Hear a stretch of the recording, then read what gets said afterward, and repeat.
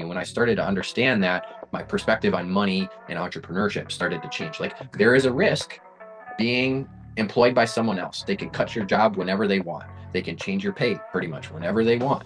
So there's risk in whatever, So and it's true. kind of just like choose your risk, right? We're all on this path where we got to choose what's hard.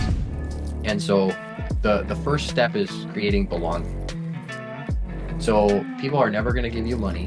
They're never going to become a client. They're never going to buy your thing if they don't first feel like they're connected to you in some way. And that, like I said, you got to relate to the coach. People have this, their threshold for trusting a business is way higher. Like, you got to build way more trust. And that's where I believe personal brands have a leg up, because if you can be authentic with your content and put yourself out there, raw, ugly, unfiltered, people are going to connect with you on a deeper level than they're going to connect with some corporate brand, right? Hey, yo, what's up, everybody? Welcome back to Brainwashed To Be Broke series. Today's guest helped helps faith-driven coaches simplify their business and scale with peace, not pressure. He has coached across 20 plus industries, helped generate over 30 million for his clients, and now teaches the contrarian way. Super excited to have him here. Welcome to the show, Kevin Weis. What's up, brother? Hey, Adam, I'm grateful to be here. Thank you so much for having me. And I can't wait to talk with you. I've been waiting for this conversation for, I don't know, I feel like it's been about a month since we put It it on the was calendar. So some time, yeah, totally. But yeah, I'm super excited to have you here, brother. It's just my pleasure to have you. Super excited for this conversation. It's going to be so much fun. I love to hear your story. How did you get into entrepreneurship and so on? And because we didn't really met each other before, so I would love to like really, you know, um, start with what is your like how did you get into entrepreneurship? What is your story? And yeah, it would be great if you can share with us. yeah, I grew up in small town America. I live in Wisconsin now and grew up in Wisconsin. My family had a small little horse ranch that I grew up on. I Mm. never really liked the horses because I felt like I always got stuck doing all the work. And I had some bad experiences. Like, one time, my dad used to put shoes on horses. Okay. And I don't know what I was doing, but there was one time where just like a horse bit onto my arm, and I was like, it hurt so bad because they're these huge animals. Right. And then there was another time, my cousin and his family, they have a ranch that's probably, I don't know, ten miles or so from our place. And so they'll do events and they'll lead horse riding trails and Hmm. trips and stuff like that. And so we went up to their place and they led us on this, I don't know, it's probably a couple mile horseback riding trip. And we came into this opening. It was just this wide open field. We were in the woods for pretty much the first probably half of the ride, and then we come up to this big open pasture.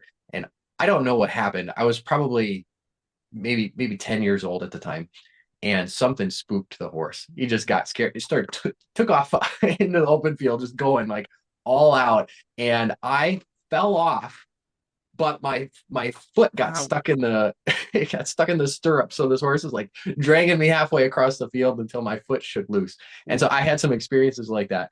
And just, yeah, like, ever since then, I was kind of, I'm not really interested in Uh-huh. the horse Yeah. scene. But my parents loved them, and so Did it we happen had a little anything to horse you ranch. when you had that experience? Like, did you had some problem with your it was leg, right? Did you say you've been Yeah, I didn't end up getting injured, no, didn't okay. thankfully. Yeah, I didn't get hurt, but like mentally, there's this thing where I'm Okay. like, I'm just not really digging this. So, I grew up in, small town, kind of out in the country, and when I got into high school, for some reason, I was kind of attracted to this idea of entrepreneurship and Mm, just having your own business and kind of having freedom and being able to choose the things that you mhm, want. And I think part of that was because a lot of the choices that mm, happened when I was younger were made for me, right? And then I wanted to have this thing that I was able to design it and build it and that kind of thing. And so as I got older, I started taking some classes in school that kind of revolved around business, and was always talking with my friends about like, oh, we should start this business or that mhm, business. mm, And some of my friends, their parents were entrepreneurs. So some of them were farmers, other ones had businesses. Like one of my friends had this mattress business. And so just always kind of had this idea that I wanted to run my own business. I Mhm. wanted to help people and create something cool. I kind of have that, Yep. creative drive in me. Yeah. And so when I got into college, that's when I started my first formal business. And it Mhm. was a CAD design business, computer Mhm. aided design. And so I was working with some companies that were like solar power installation Mhm. companies and wind power and stuff. And so they'd have a project or a potential client and they need a mock-up of like, here's what Yep. it's going to Yep. look like when it's all done. And so I'd create that for them.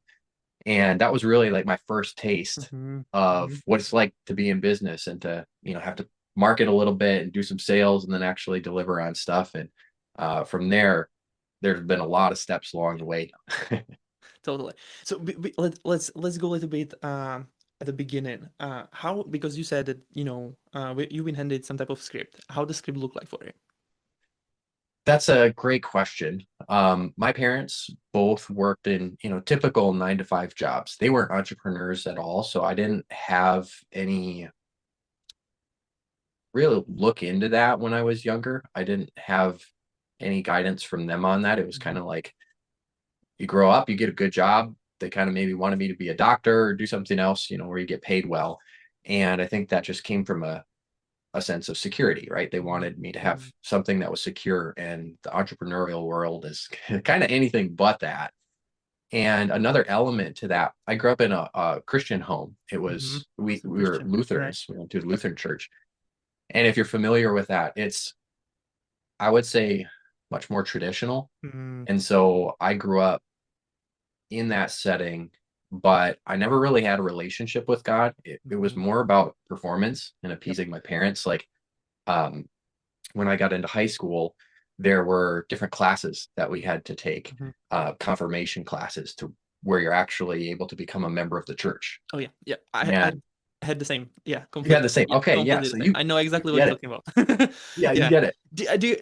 Do you have like literally like, I'm not sure if it's the same in US, but basically if you want to get married in a church, you have to have that like Yeah, some type of, I don't know what is exactly, like some um it's like a test or something that you going through, like it's very similar to like some type of, if you would have like school classes kind of, but you have like, it's just about the church and all of that, and then when you finish it, then you can actually be able to get married in the church. yeah, that's exactly it. And Okay. that was like one of my kind of claims to fame is I took this test and I got 99.5% right. Like there was only one question that I got Yeah. half wrong. I think it was like one word that I had, misspelled or something in one of the Bible verses that I had to memorize.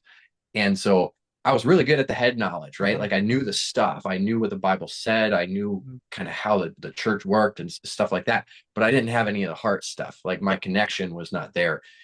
And so it was all about just, kind of making my parents happy. I grew up, I was Yeah. valedictorian of my class, so top of the class. I was an all-star athlete. And so it was just really, Wow. Okay. performance based. What you been actually doing like for like for sports?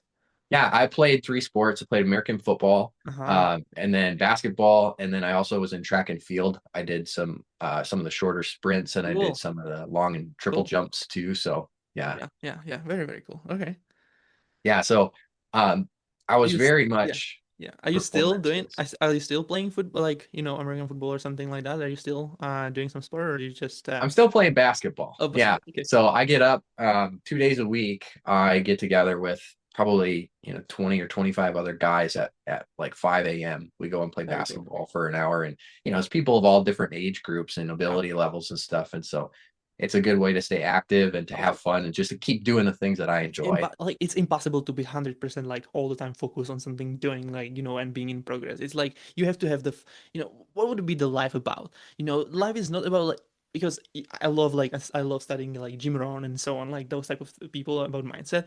And there was a piece of videos that he was talking about, that basically like it's not about the way, like how long you live, it's about how you live. Like what is the, if the life is the adventure, you want the adventures. If you would live 100 years without having any adventures and having fun, what would the life would be about? You know what I mean? And most of the people, they don't get it. They designing the hustle. I'm not like, hustle is for sure like needed when it comes to the beginning of the business, right? But then you have to build a business the way that is going to support you and your way of like life, how you want to live. You have, it's not just about hustling and all the time, right? Yeah, I would agree with that Yeah. 100%. I mean, we're all going to get to that point at the end of our lives where we look back on everything that we did. And if you don't have those relationships and pour into the things that matter, like it doesn't matter how much money you make Mm-hmm. because you're going to leave with none anyways. Mm-hmm. Right. So Yeah. I'm in the same mindset. Yeah. Super cool. Super cool. So tell me, like, okay, how actually look like for you, like your childhood when it comes to like prior um you know business, like what was your money beliefs, what was your like what even success should look like for you at that time? Yeah. So money beliefs, it was very much like live within your means, Uh-huh. kind of thing. Like, Hmm. have a budget and be diligent with the money that you have coming in and don't overspend and that kind of stuff, which all of those are really healthy uh, approaches to managing Hmm. money and Yep. being a good steward of it. But it was always more of like, here's your threshold, right? Like, Hmm. here's how much you make, and you Hmm. can't spend more than that. And so it was more about limiting your expenses rather than making more money. And so you can look at it those, two different ways, right? Yep. It can be more of like a limiting mindset or more of an abundance type Hmm. mindset. Like there's as much money out there as you want to make. If you solve a specific problem for a specific person, you can make as much as you want, really. But a lot of people have that mindset of like, this is just my accepted amount that I'm going to make for whatever job I'm in versus Hmm. like create your own job and make however much you want. Hmm. And so I think maybe that was part of the reason why I was attracted to this entrepreneurial idea and just lifestyle as well, because I didn't want to be limited, right? I Oh wanted yeah, to feel yeah, like I have freedom totally. and choice and I have a little bit more control over what's going on, that kind Hmm. of thing.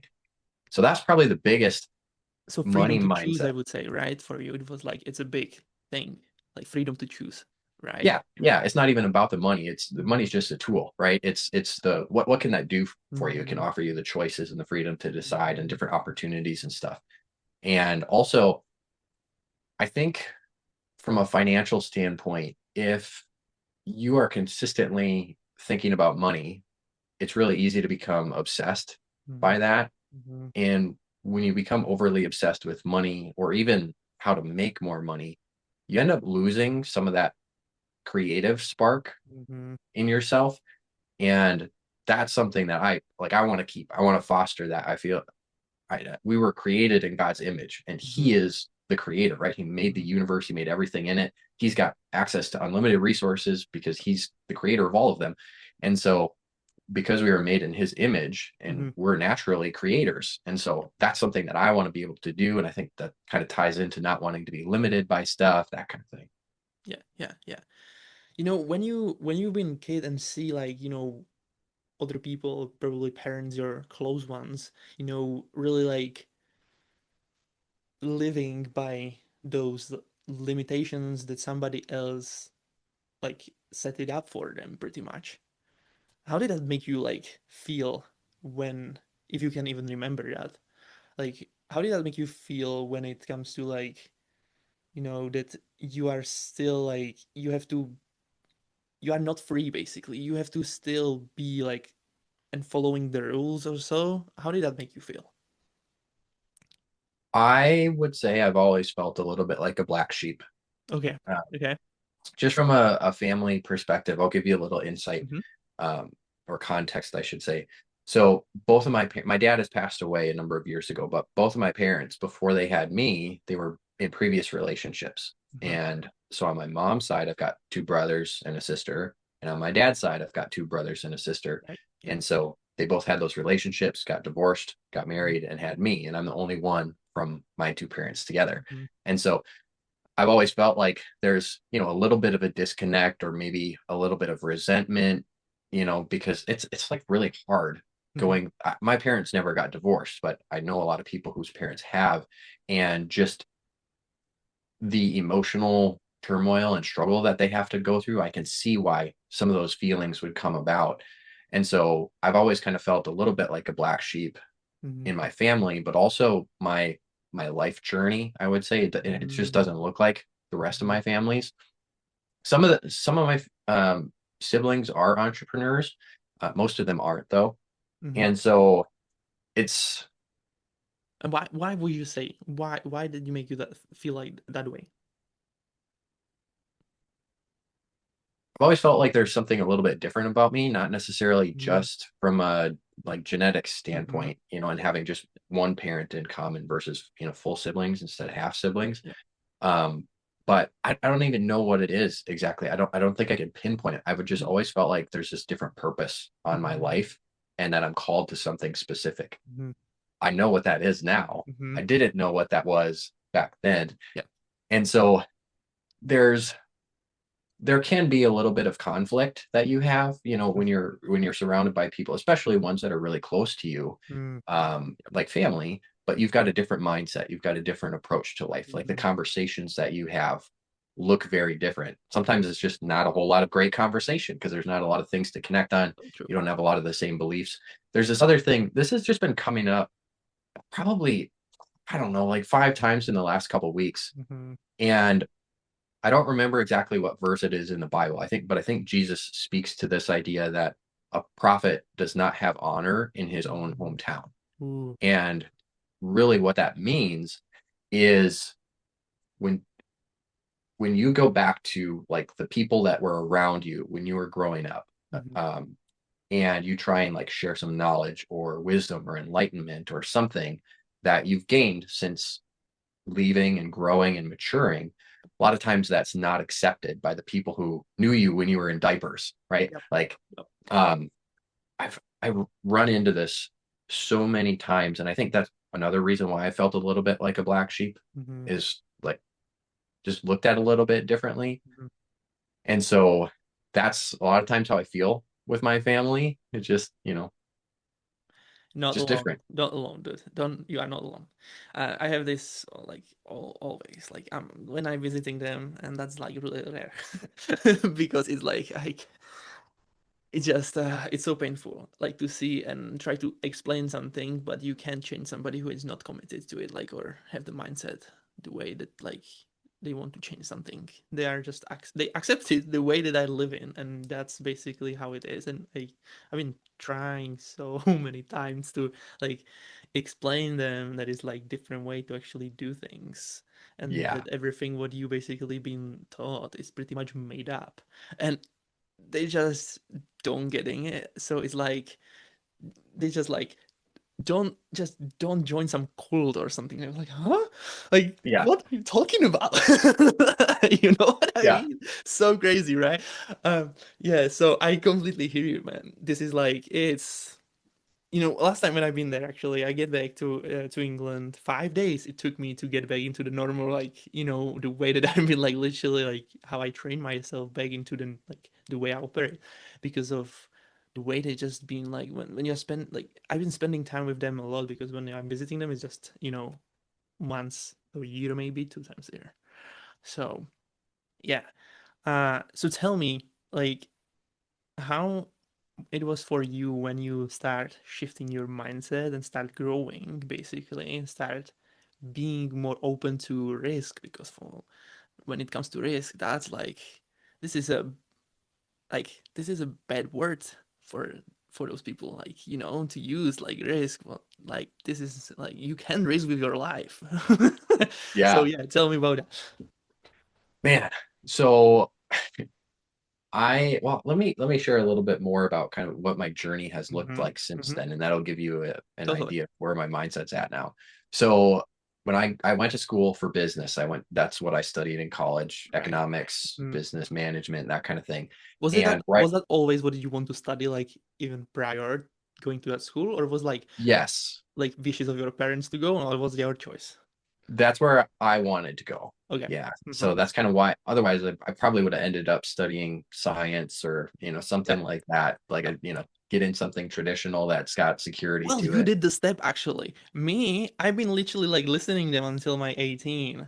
And I was like, literally they pretty much set it up for me the path. So you're going to do and you're gonna study technology, like technology, whatever, it's like electro engineering and so on, like with cars and like the what is it called? Like when it comes to the digital things in the car, like now it's pretty much everything is like digital, you can do whatever like electronical stuff, right? But when I started it was like a booming thing that actually like when I've been studying that. So for me it was pretty much set it up from the beginning. So you did the step, I didn't have the balls to do that, so yeah, that's good. Yeah, it takes it takes a little bit of courage to Oh, like step totally. off and do your own thing, especially when you've got resistance there. Um, so yeah, I mean that was like my path and where I decided to go. I didn't know if it was going to be the right one, right? Like that's a risk in and of itself. You're Oh yeah. trying something brand new, that kind of thing. And after I got done with my 4 years in school, I started my own business. Uh-huh. That was the second business I had, and it was Mhm. a financial coaching business. So Yeah. I was advising people on, how to save money, and the Right. whole budgeting thing kind of Uh-huh. came in there, and the investing. How did And that come to you? Was it taught in the school or have you been studying it on your own? I studied it a little bit on my own, but Mhm. also there was, somebody who had reached out to me Uh-huh. to kind of like see if that's something that I was interested in, is starting my own business, Yeah. because they had this, this model and this training program Mhm. and stuff like that that would be able to help me out. And I initially was like, oh yeah, that sounds really good. Like Mhm. my wife and I, we got married just a few months out of college, and I'm like, I need to provide Mm. for this Mhm. family, right? So I'm going Mhm. to get some sort of job or start some sort of business that will provide well financially. And Yep. being a financial coach, a financial advisor can pay really, really well. Mhm. And so that's kind of why I got into that. But the longer that I was in it, well, so we talked a lot about investing and insurance. And so Mhm. there's risk conversations Oh yeah. there, right? Like the risk that you live too long or the Mhm. risk that you die too soon. Like there's a risk to everything. And when I started to understand that, my perspective on money and entrepreneurship started to change. Like Mhm. there is a risk being employed by someone else. They can Mhm. cut your job whenever they want. They can change your pay pretty Mhm. much whenever they want. Mhm. So there's risk in whatever, So and true. it's kind of just like choose your risk, right? We're Yeah. all on this path where you got to choose It's what's like hard. it's pretty much everything is pretty much risky. Like even you being born, like the way you've been born was risky for the human that give you the birth, right? It's like Yeah, everything, like even marriage is risky. Like everything what you do is risky. You don't know what can happen, right? But let me share something like just real quick. Um, Basically, I read or listened. I think anyway, there was a saying basically: is it more risky to rely on one person that you are employed, or for example, on 350 people that's coming to your head dog stamp every day? So now tell me, what is more risky? You know? no, it depends on how you want to look at it. Oh yeah. But this is so big. Like people, like anyway, people who are living the corporate life, they think that everything what they basically when they get employed, everything is like take care of. So it's pretty much like this is well now, yeah, yeah, They're starting to see a little bit yeah. of that risk come Hmm. about. You got things like AI, coming up, and it's going to take some jobs, but for the people who understand risk and are, I would say, more entrepreneurial, they're Hmm. going to see it as a huge opportunity. It's going to create a lot more jobs, Yep. but you're going to have to change your skill set. You're going to have to learn Hmm. some new things, and it's really easy just to get in that one track of mind, like this is what I'm going to do, this is who I am, and you assign your identity to the work that you do. Hmm. And then if something about that work has to change or is forced to change, now you're like, who am I? Like, Yeah, right? yeah, yeah, yeah, totally. So yeah, I had run that financial coaching business for 4 years, Hmm. and I started to feel the sense of almost like I'm not supposed to be here, like semi imposter syndrome Yeah, feeling. yeah, And yeah. part of the reason was because most of the people and companies that I was working with who were clients were just like my parents. They were working 9 to 5 jobs. They had a Hmm. salary or, hourly or whatever. And so the advice that I was giving them, it was appropriate. It was Oh yeah, helpful yep, for them. yep, yep. But I would never apply that to myself because I had this entrepreneur mindset. I'm like, instead of betting on somebody else and investing a ton of money in stocks, right, Mm-hmm. or mutual Mm-hmm. funds or whatever, that, maybe they'll do 7% per year on average. Like that's pretty good. It's a safer bet. I Totally. would rather bet on myself. And if I Mm-hmm. can level up my skills, if I can learn how to do some things, if I can learn to speak better, Mm-hmm. or even learn to invest better, or Mm-hmm. learn to sell or market or do whatever, Yep. So I you, could get like 100% return, a yep, thousand, right? It's totally. Yep. there's no cap on it. Yep. And so that mindset of I don't really belong here. I feel like a little bit of an imposter because Mm-hmm. the people I'm helping, I wouldn't apply that to myself. Combined with all the regulations in the Mm-hmm. financial industry was kind of putting a damper on that creativity that I was telling you about. And so my wife and I were presented with an opportunity to start our own fitness studio. Mm-hmm. And so we decided, let's do that. Like I love the business stuff. My wife loves the fitness stuff. So we'll just like lock arms and go in on this thing. And so we did that. And we made some big mistakes. Mm-hmm. We Yeah. made some big Well, mistakes early on. that's Um, how it is, right? yeah, it's how it is. It's how you learn. Yeah. And we learned pretty quickly. Um, and we're able to adjust some things. And, after a few years, we started really kind of locking in on who we wanted, the one person that we wanted to help Mm-hmm. and the one problem that we wanted to solve for them. And it was it was a big problem. So people were willing to pay for it. And so that business started to grow. We had some experience working with some coaches that Mm-hmm. some went well, some went, we learned a lot Yeah. through working with them. And then COVID happened. We Mm-hmm. tried to pivot our business. And when you're in person with somebody, there's just something special about that. And trying to shift that to online where people have to set up their own gym in their house, Mm-hmm. buy all their own equipment, and Mm-hmm. then look at us teaching them on a screen. It was just different. Like Mm-hmm. it's not better or worse necessarily. It's just different. So And you've been we doing were, it first physically, right? Like literally yeah, physically. Okay. Okay. And then yeah. you So moved because of the COVID, basically you moved to online space and teaching it through like courses and coaching and so on, right? Okay. Cool. yeah, Cool. yep, exactly. Uh-huh. So we didn't like that model a whole Okay. lot, like doing it strictly online, especially for something like fitness.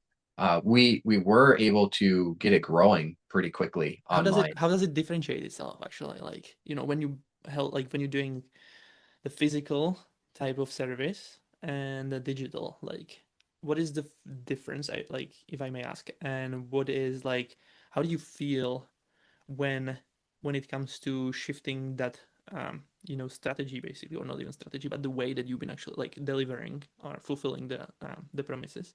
Yeah, I Yeah. think it's a lot easier Okay. to do it in person. Mm-hmm. It's especially in something like fitness, right? Because Mm-hmm. like you can see people, you can move around and get different angles to see how they're moving. You can't really do that with a camera without having somebody move the camera, right? Mm-hmm. But also like you can feel somebody, right? You can put your hand on them and like help them figure out here's the muscle that you need to engage versus Yeah. just trying like everything has to be you either demonstrate it on video or you have to be able to speak it and Mm-hmm. do that really well Mm-hmm. so they understand, especially for people who don't have all the training in what the different muscles are called and that kind of stuff. Yeah. Yeah. So it was a big shift, but there were some great things that we liked about it and just that like it's easier to scale, Mm-hmm. right? Mm-hmm. We don't have to have all the overhead of Mm-hmm. having a gym and we don't have to clean stuff all like clean the gym all the time, so there's a lot of benefits. But the trade-offs that we had for that, we just didn't really enjoy it as much. And so Mm-hmm. I ended up shifting from there into working. I had through that fitness experience, that's where I learned probably I really got a good foundation built for marketing and sales and delivery. Mm-hmm. I don't ever like using the term self-taught or self-made. Like nobody's ever really self-taught or self-made. Yeah. There's always someone else who has an influence on things, whether it's other people that you're watching their YouTube videos and they're teaching you, Yeah. or you're reading a book that somebody else wrote, or God is speaking to you through Mm-hmm. prayer or what have you. Like we're not self-made. Yeah. But that was probably the experience in the time period where I really got a foundation built because I had to go and seek out these different resources to Mm-hmm. learn how do I build a landing page? How do I build a funnel? How do I write copy in a way that's going to really resonate with people? All that sort of stuff. Mhm. That's really where I learned about it. And so when we closed down the gym, I shifted more into an agency type of work where I was helping clients grow their businesses. Some of them Mhm. were fitness, some of them were, business credit, some of them were acting coaches, Mhm. other ones were business coaches. So like all sorts of different things. And so I became really fluent in running ads, Mhm. Instagram, Facebook ads. Really, they're all kind of the same, right? Um, and so I did that for a while. And one of the things that I found through that experience was that the tactical pieces, like the actual implementation of running ads Mhm. online, anybody can do that. It's Mhm. super easy to teach. But what made the most impact for my clients was the mentorship and the strategy Mhm. guidance that I gave Mhm. them and like the mindset stuff too. And so after a period of time of like going through some changes with this agency model to working as in like a high ticket coaching company Right. and Yep. helping them, I was really able to clarify what I wanted, Mhm. the things that I liked and the things that I didn't like, and kind of how I wanted to build my own business. And so I shifted away from this agency approach and went all in on coaching and mentorship for Wow. other Okay. coaches. Mhm. Yeah. Mhm. That's very interesting. Okay. So basically you went from doing like physically training people to literally doing it online because of COVID. And then you went from there to running an agency because that's pretty much what you've been probably what you learn along the way when you've been selling your services online, right? And then Yep. from there you move to coaching. Okay, so this is really interesting how this whole thing led you to become like to start doing coaching. Wow. Okay. Okay, because most like lots of people jump into coaching right away, and I think this is why there are so many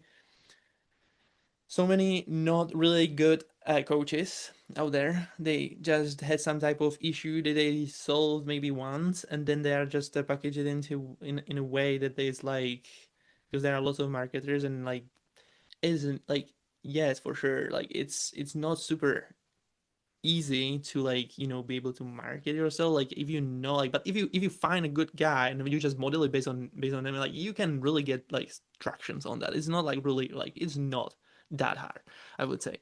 uh but I posted like a few weeks ago a post that literally like I would wish to see more like really the real coaches out there doing like helping people then, uh because what we can see now, and especially with AI and everything, like it's everybody can say that he's a coach pretty much, like just figure out something and they just so I see like your approach and how you get into it, it's completely different. You went through it, you did it, and this is the real coaching, like this is the real like stretch that you went through, and that you have the insights from actually doing it yourself and making it work for you in different scenarios and areas. So this is really cool. I love it.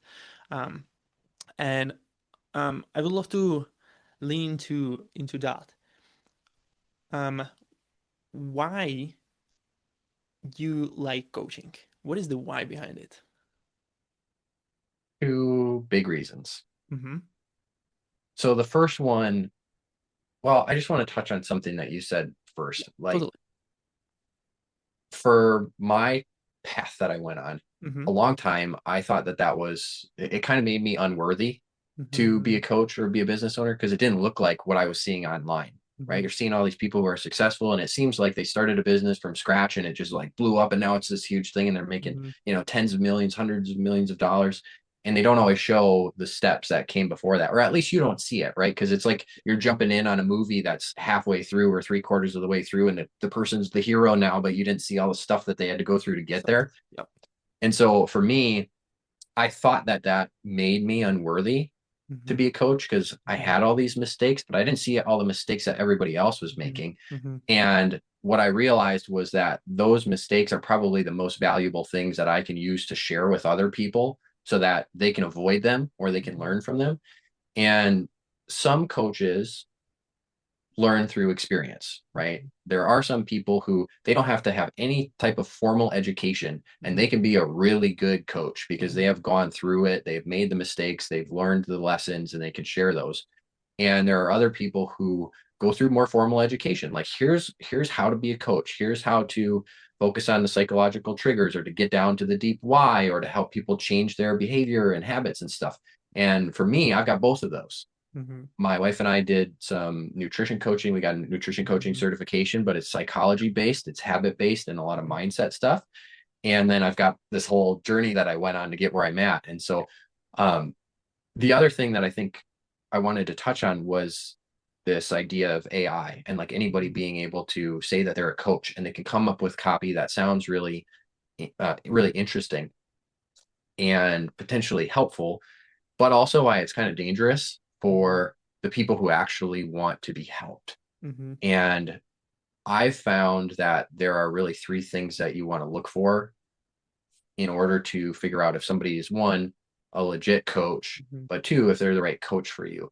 And so, um, do I want to share that right now or do I want to wait and answer your question first? Well, up to you. Well, when we had our gym, one of the coaches that we had hired, it was not it was a great experience in one way and not a great experience in another way. Ooh, why? And most of it was probably on me, just things Mm-hmm. that I chose to ignore or didn't know enough about. Mm-hmm. So we had hired this coach to help us grow our business as we were Mm-hmm. making this pivot Mm-hmm. online and had followed some of his stuff for a while. He got great results for himself and for his clients. So I'm like, Yep. he could probably do it for us, right? So Mm-hmm. we sign up to work with them. It's 10 grand. And it's the Mm-hmm. most we had ever spent on a coach at that point. So, you always have a little bit of this nervousness. Like, is this Yep. actually going to work for me? Mm-hmm. We're taking a big risk, right? Mm-hmm. Um, and first thing we find out is that I don't actually get to work with him.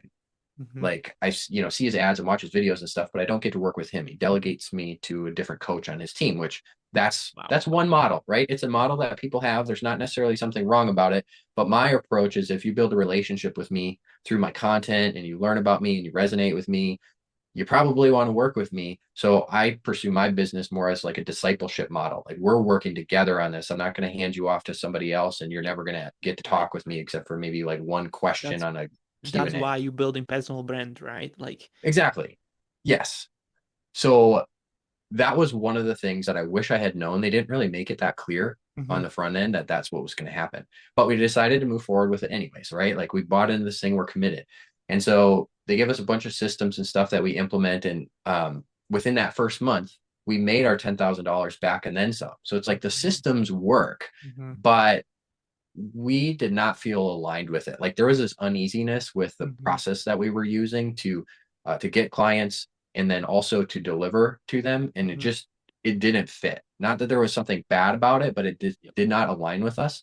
And so the I always say the end doesn't justify the means, right? The way that you do something has to be in alignment even if you could get the result any other way. Like we made our money, we got our investment back, but the way that we did it was out of alignment. And so Mm-hmm. we couldn't continue doing that for an extended period of time. Otherwise, we were going to lose part of ourself, right? Like Mm-hmm. you do something for long enough that is not in alignment with who you are, it's going to change who you are, right? Yep. And so we decided to fire that coach and not work with them anymore. Mm-hmm. And so um, it really comes down to two things. What I noticed, and also one of my coaches had put this really well, is that there's kind of three sales that have to be made.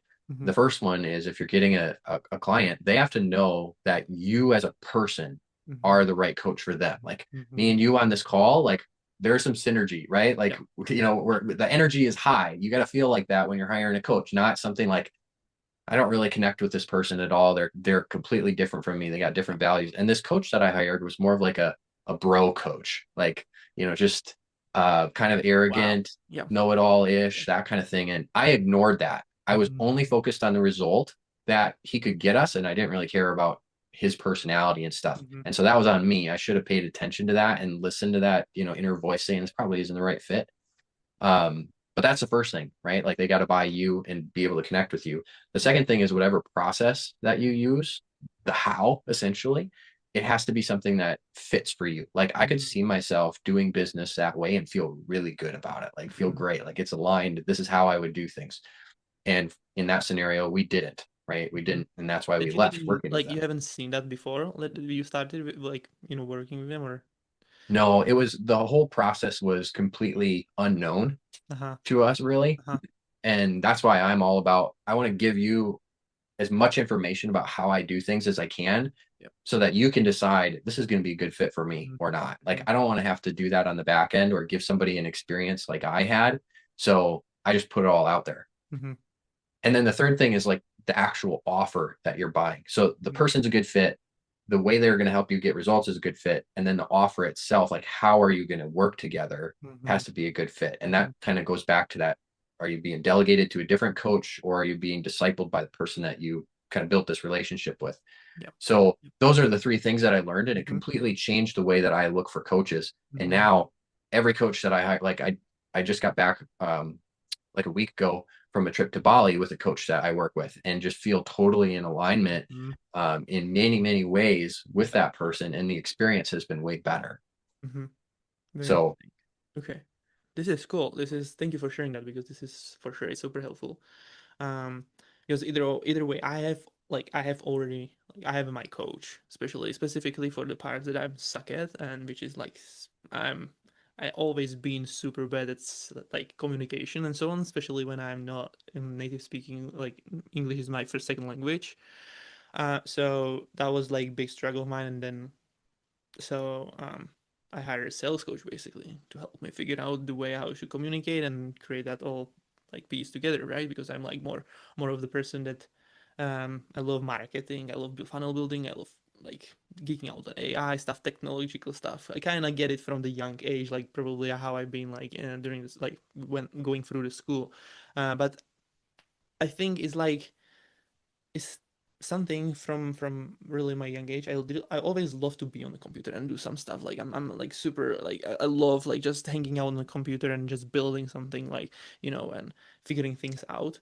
Um, yeah, but this is like it's super helpful because this is not my life coach for sure, right? I always looking for growth and looking for people who can help me to actually along the way to get me where I want to be, right? So this is really really really helpful. Thank you for sharing that. yeah, um yeah, do you have I wanted to ask you also about like when you've been talking, do you have anything you wanted to continue on that? um yeah. So I don't even remember what the question that you asked oh exactly was before, but I remember where I was going to go with it. yeah, yeah. So we'll just roll and see Yeah, where totally. it see where it takes Totally. us. Because I like just one question about when it comes to the money, like how did you learn about money? Do you have like specific resources that you like just change the way you see money? Because for me and my beliefs are that money and studying money is one of the like this is the first step you should do before you jump into entrepreneurship. Like this is literally the foundation. You have to understand money. Like if you don't understand money, how you can manage like more money when it comes through business, right? Like you're gonna get broke super fast. Like you're gonna get back, and you can see it now. Like when people winning lottery or whatever, what they do, like exactly the same stuff, going back. Like and even to the worst, like even worse places where they've been before. Yeah, I would agree to an extent. Mm-hmm. I wouldn't say that money is the most important thing or the first thing that you should learn. I think really the most important thing is being able to understand people, Ooh. because Mm-hmm. people have money. Mm-hmm. And if you don't understand people and how they work and how they think, they're not going to give you money, right? Like, Mm-hmm.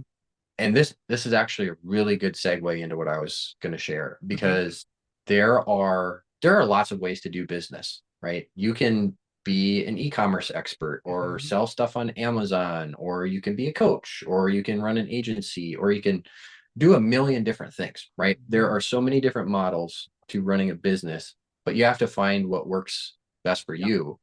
And when I was going through this pivot from having more of an agency model to more of a coaching model, it was at a really challenging time because we were 2 weeks away from having our second born. So right now, my wife and I have Mm-hmm. 4 kids. We have a fifth on the Wow. way.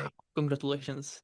Yeah, Yeah, thank you. so good. It's it's a little bit wild in our house Wow. sometimes, as you can Yeah, imagine. totally. But we were 2 weeks away from having our second born, and I was supporting this agency and had been for a while, helped them double their client load in a really short period of time. Mm-hmm. They didn't have all the systems set up to manage that level of client load though, so they ended up, having employees walk away and clients were dissatisfied, and they just didn't have the system set up. And so in this short period of time, my son was going to be born in 2 weeks. That agency that I was working with, I lost all my income from working with them. Mm-hmm. I had a health issue. My mom had a stroke. When our baby boy was coming, we were going to do a home birth. Um, and we wanted to do that in our house, Mm-hmm. but we were going to do it in the basement, and we had an unfinished basement. So we're trying to finish our basement and get all these finances organized and stuff like that. And it's just all this huge stuff kind of comes crashing down at the same time. And I didn't have control over any of it. Like it was Mm-hmm. the finances, the Yep. the income Yep. thing, the health issues, all of that. I didn't have any control. And so I was Mm-hmm. just like, God, what am I supposed to do? Yeah. Yeah. Yeah. And that was really the point where I started giving up more control over more and more areas of my life. Mm-hmm. And it was through that process and just diving more into the Bible and trying to figure out what is next, Mm-hmm. where I started looking at the Bible through a business lens. Like I know, I had looked at it through Uh-huh. a personal lens. Like how Mm-hmm. do I just, live my life as a person, as an individual in alignment with what Jesus taught, what the Bible teaches about how to live a good, godly, righteous life. But I had not looked at it from a business lens Mm-hmm. or a relationship lens. And what I realized is that when you look at the different interactions that Jesus had with people, whether he was talking with someone one Mm-hmm. on one or he's given the Sermon on the Mount to like a group of thousands of people, Yep. it seemed like there was a pattern in the way that he Mm-hmm. spoke to people Okay. so that Tell me they more. would Tell me more.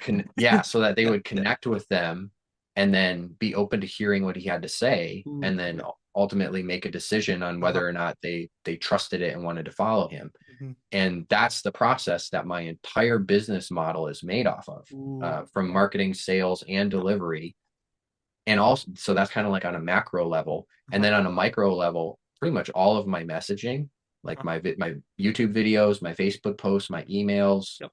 all my funnels. Well, I only have like one funnel, but everything that I do is based off of the same model because he literally set the perfect model Mm-hmm. for business, Mm-hmm. which all business really is helping people, Mm-hmm. and it's Mm-hmm. a transaction. Yep. Yep.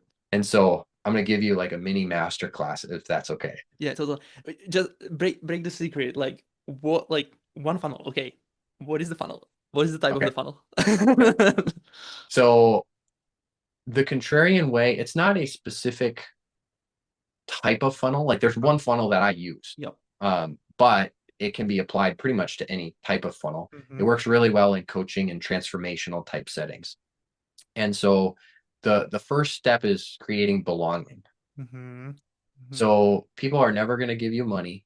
They're never going to become a client. They're never going to buy your thing if they don't first feel like they're connected to you in some way. And that, Understood. like I said, you got to relate to the Mm-hmm. coach. So Mm-hmm. belong Mm-hmm. is the first step. Ooh, okay. And there are lots of ways that you can create that belonging, but you got to do it authentically. Like you Mm-hmm. got, especially if you're building a personal brand, you're a coach, you're a consultant, and people are wanting to work with you and you're wanting to work with them, they need to see who you are. Like Mm-hmm. at any moment, my kids could come running through this door, and that's who I am, right? I'm a dad.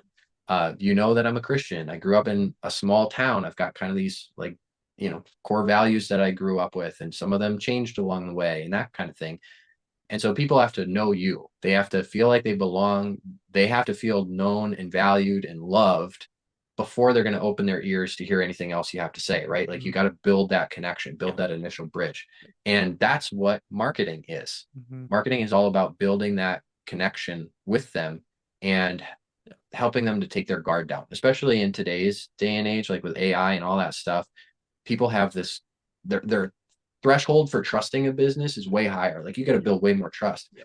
And that's where I believe personal brands have a leg up Mm-hmm. because if you can be authentic with your content and put yourself out there, raw, ugly, unfiltered, people are going to connect with you on a deeper level than they're Mm-hmm. going to connect with some corporate brand, Yeah. right?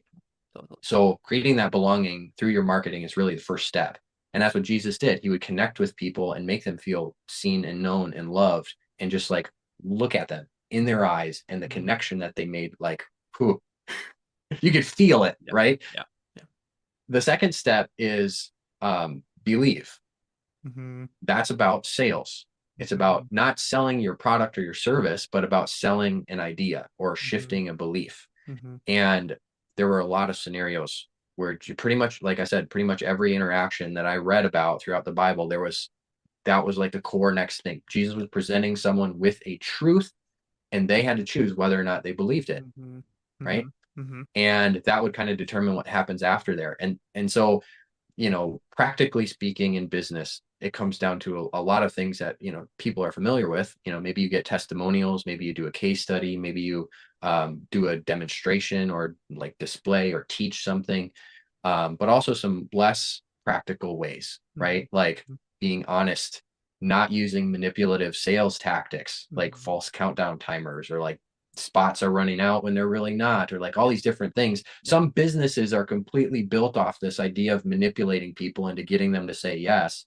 And that's not how I want to do business. Mhm. I would rather, like I said earlier, give people all the information and let them sit in it and decide, because they know their life way better than I do. They know if it'll be a good fit. I want them to make the choice rather than feeling like they were persuaded into something that they didn't really want or didn't really believe in.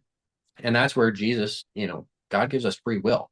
He Mhm. wants us to make the decision to choose him. He's already chosen that he loves us, right? He wants us to say yes, but he's not going to force it on us. And that's how I want my sales to look in Mhm. business. Mhm. And then the last piece, so you got belong, build that Mhm. connection, believe, shift Mhm. those beliefs. And then the last piece is become. And that is Mhm. the piece where your offer comes in and like actually delivering on it and helping people experience that transformation.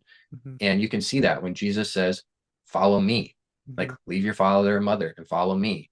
Let the dead bury the dead. Like he has so many different Mhm. scenarios where you're speaking to people, and it's like giving them the call to action to Yep. put down your old way of how you've been doing things, follow this new way and be transformed, be given Mhm. new life. Mhm. And that's how coaching should feel, right? You're Mhm. making a promise, you're solving one big problem for one person, and you're helping them transform into going from here to here, point A to point B, Yep. this old way of doing life to this new way. Mhm. And so that process is what I've built into my entire business model, my Mhm. marketing, my sales, my delivery, and different ways to do all that that are biblically aligned.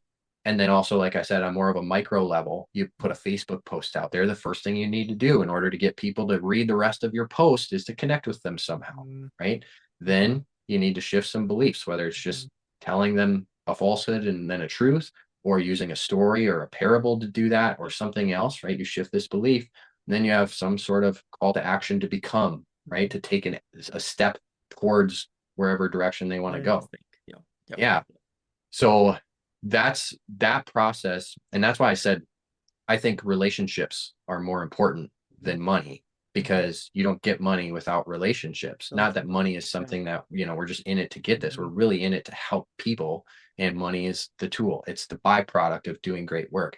And so if we can understand how people feel and Mhm. how they make decisions and how they actually say yes to things and transform their lives and change their habits and those sorts of things, we're going to be a lot better business people, not through manipulating them, but through just being a good human and following Jesus's model. So that's kind of the approach that I take. Part of that I learned, just like I said, from Mhm. studying the Bible and what Jesus did. I'm not an expert in the Mhm. Bible by any means. Like I'm just a normal guy who reads it Totally. and tries to apply it my best. Yeah. But then also through experiencing some tough lessons. And I just put a video out on this not that long ago.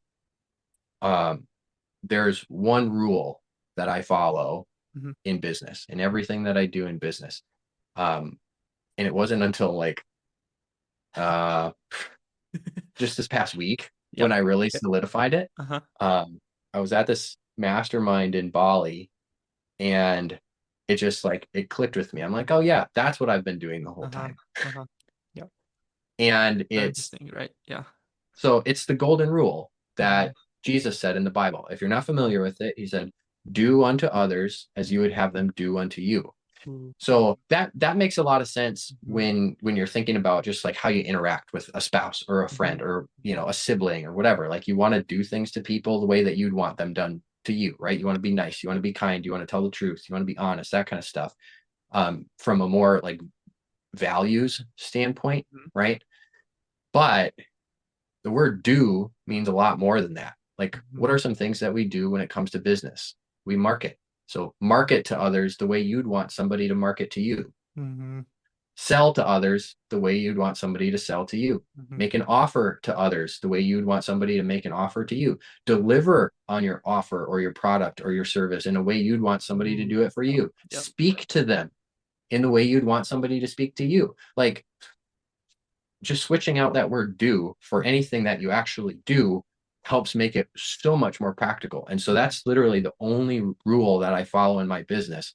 And that's why, like I said before, you can have any business model you want and it can work for you. You got to find the one that's going to work for you. But once you do, if you just apply that one rule and you use that as the filter Yep. of how you do and make decisions in your business, you're going to be aligned. It's going to Mhm. feel great. And other people are going to feel just as great about it as you do.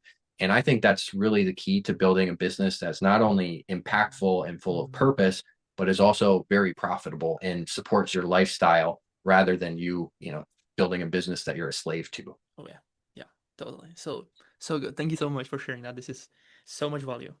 Um, yeah, just insane. Thank you so much for being here. I think we are exactly on time. And really, really appreciate you being here. I have a last few questions for you. What I would like to ask. Still, hopefully, you have a few more minutes. Do you? I'm good. Yeah, Okay. So one more thing. What I wanted to ask you. You mentioned that your values changed from the beginning, like the values you've been having at the beginning to the values that you have now.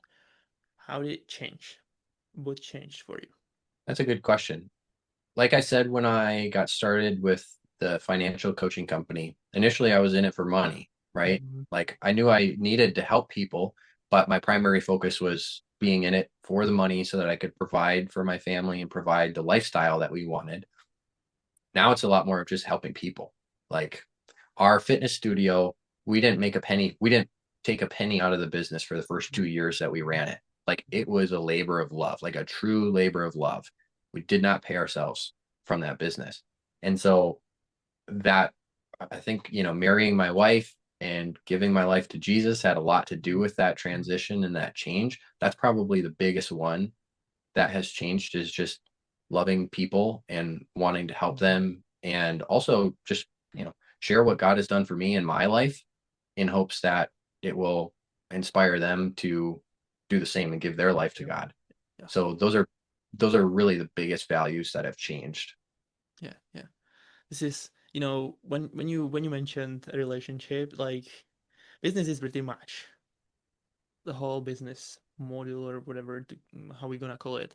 It's pretty much like a business relationship related, right? You have there like you can't like everything what we do like when it comes to business, how we serve people is like always there is interaction with people. So we have to learn like how to communicate with people, how to like be a good type, like how to serve them, what they really want, like human psychology and all of those things. Because it's so funny. At the beginning of my journey, I've been actually like always been like my thoughts being like I should like learn something about like human psychology, like start learning humans, like how they communicate, how they operate, and so on. But I never really, like focus on that calling pretty much, I would say. And 3 or 4 years ago, or how long is that? Um, I'm here studying human psychology, here studying humans. It's so funny to see that if I would do it, like for example, those 4 or 3 years ago, probably I would be on so much different level. I just didn't really know at that time, or didn't really take it so seriously. So it's yeah, thank you for sharing that, because this is going to be a huge, huge thing for most, like lots of people out there, to hear that. Yeah, And you're welcome. also, yeah, do you have anything else? What did you say? What do you want to say? Do you want to say share something? No, Keep you're on going. okay. So um, what is your vision into the future now with your business? What you do and how you serve people? Right now, Hmm. just keep doing what I'm doing. I mean, I feel like I am very well aligned with building the business that I want in the way that I want. Not, it's it's really building it by design, and that's Uh-huh. kind of where the model comes in, right? Like you have to design it with intentionality. Mm-hmm. And it took some maturing before I realized this, but when you look at all these people who are offering different Mm-hmm. business models or opportunities or whatever, it's easy to get hooked into that. Like a lot of people, I don't really like calling it this, but when you're creating an ad, like the first thing is what is the hook? Like what's going Uh-huh. to grab their attention? Almost like somebody's a fish. Like you're trying to hook them. Yeah. Yeah. And I never really liked that or resonated with that term because I'm like, I do want to get their attention if it's a good fit, Yeah. right? Yeah. But I don't want it to feel like I'm just pulling them away from whatever is, more important. And I just totally forgot the question that you asked because I went off on that. This is a real The interview. last one. Okay, it was Yeah. like, what is the like future vision for you and for your Oh, business? Yep. yes. Yes. So thank You're you. fine, don't worry. Just doing it the way I'm doing it. I feel like as long as I'm aligned with the Bible and I'm having fun while I'm doing it and also making money, right? Of Because course, right. there has to be some sort of financial piece to it. You can't run a business without making any money You can do unless you've more got money impact coming without, from yeah. somewhere else, Yeah, right? you can have a bigger of impact without money, right? You can Yeah. reach more people. Like you would be too busy to figuring out how to make money to be able to help people. So Yes. there has to be reward for this. Like there has to be money involved. If Yeah. not, you wouldn't be able to help as many as Right. Exactly. Exactly. 100%. So I feel like right now I'm really well aligned with the level of leadership I have. Like I feel like right now I'm leveling up, yeah, like I'm trying to relate it to something, but whatever level I'm at, like I'm going up a level right now. yeah. And I feel like I'm in that sweet spot where I have the skills and the convictions to lead well where I'm at right now. 10 years down the road, 20 years down the road, it might look a little bit different, but I know for a fact that it's still going to be aligned with God's word. Mm-hmm. And as long as that's the case, it doesn't really matter, you Mm-hmm. know. Mm-hmm. I was on another podcast a while ago. This was probably a couple months. And the guy I was talking to, he said, what do you want your legacy to be? Mm-hmm. And it's a common question that you get. But I don't think the answer I gave was very common. Mm-hmm. And it was just, I don't really care. Like, Mm-hmm. I don't care if people remember me Mm-hmm. specifically. Mm-hmm. I would rather that if there is anything that they remember about me, I would have it just be the impact that I made on them through telling them about Jesus. So So good. like Mm-hmm. he's the one making the impact. He's the Mm-hmm. legacy I want to leave. Because I know in, you know, 100 years after I'm dead, there's probably nobody that's going to remember my name, Mm-hmm. right? Yeah. Chances are. Yeah. So I'm not really focused on building this massive legacy or anything like that. My legacy would be my kids, if anything, and just passing my faith on to them, teaching them what it looks like to serve other people. And right now I'm in a place that I feel very well poised to be able to teach them how to do that. Um, I think coaching is probably one of the most unique industries to be in because I think it gives you the opportunity to make the deepest impact with people because you get to have it literally is built on relationships. Mm-hmm. Like you could strip away the money and everything else, and it's at its core, it is relationship. Mm-hmm. And it's just doing what we're called to do and serve one another. Mm-hmm. So Very that's interesting. kind of my vision. Yeah, totally, Yeah. totally. So good, so good. Well, thank you so much for being here. Thank you for sharing all of those that wisdom. It's just incredible to connect with you. There, like we could go on and on, dude. I'm telling you, like this is just insane conversation. Thank you so much. Um, Last question for you to close this up. If this would be your last interview you would ever done, what would be your message for the other people you would like to leave behind you? If this was my last interview ever, what would my message be? Man, it's just simple. Jesus is the way, the truth, and the life. And if you put your faith in him, you'll be able to spend eternity with him in heaven. Awesome. That's it. Love it. Mic drop. Love it. Love it. Awesome. Well, where people can find you to, follow you, connect with you. Yeah.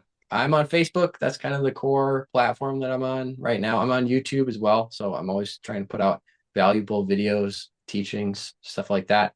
Or the contrarianstrategy.com. That's Oh, kind of where I live. You can say hi, hop on my email list, check out any of the other stuff that I have going on and see if I'm a fit for you. awesome. All right. And for everybody who's listening, if there's something you don't ignore it. Share with someone who needs it, subscribe, leave a review, and remember, you weren't born to follow the script. You weren't born to be free. Bye everybody.